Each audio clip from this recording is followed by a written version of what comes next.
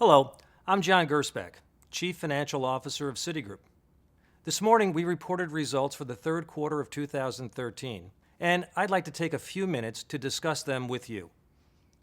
After allowing for credit and debt valuation adjustments, as well as a tax benefit, Citigroup earned $3.3 billion, or $1.02 per share in the third quarter. That's down slightly, owing primarily to somewhat lower revenues and higher taxes from the $1.06 we earned on an adjusted basis in the third quarter of last year. We made good progress on many of our most important execution priorities in the quarter. Expenses were down 4% quarter to quarter and year over year. We reduced the assets in Citi Holdings by $9 billion, and they now stand at only 6% of our balance sheet. Holdings' net loss was reduced for the third consecutive quarter, and we utilized $500 million of our deferred tax assets, bringing the total utilization year to date to $1.8 billion.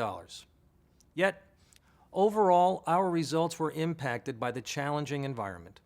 Concerns about the government shutdown and the possibility of default, uncertainty about actions by the Federal Reserve and possible slowing in key emerging markets all contributed to a slowdown in client activity in the quarter.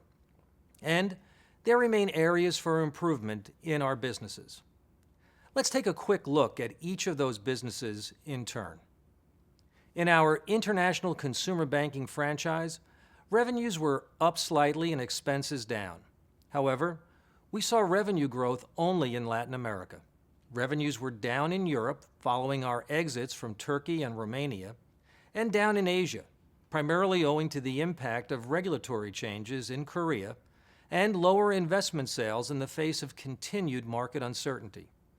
Still, total average loans grew 5% from last year, and card purchase sales were up 8%. Our North America consumer franchise was particularly impacted by the slowing of U.S. mortgage refinancing, with revenues down 12% year over year and 6% for the quarter. But cards revenues were up 4% from last quarter. Expenses for the entire segment declined 4% year over year. And importantly, across both international and North America consumer banking, we're seeing favorable credit performance. In securities and banking, revenues declined by almost $1.3 billion from the prior quarter.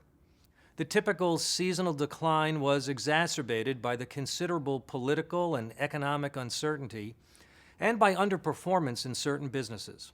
However, our franchise continued to show momentum year to date, with revenues up 6% year over year and wallet share gains in most major products. Revenues increased in both our transaction services businesses on strong fee income growth. Key volume drivers showed sustained momentum.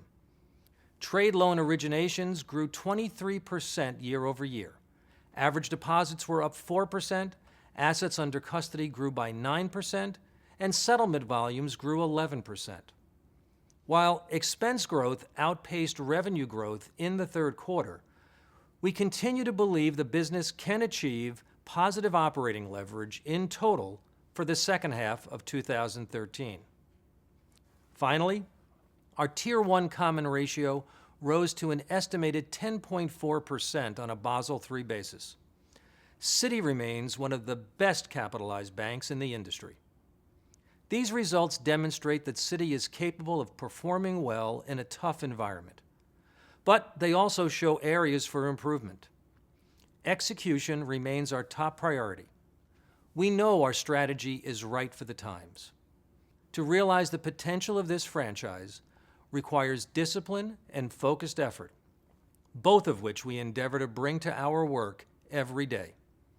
To get more in-depth information on today's earnings report, please visit Citi's Investor Relations webpage linked below this video. Thank you once again for your interest in Citi, and I look forward to reviewing our full year results with you in January.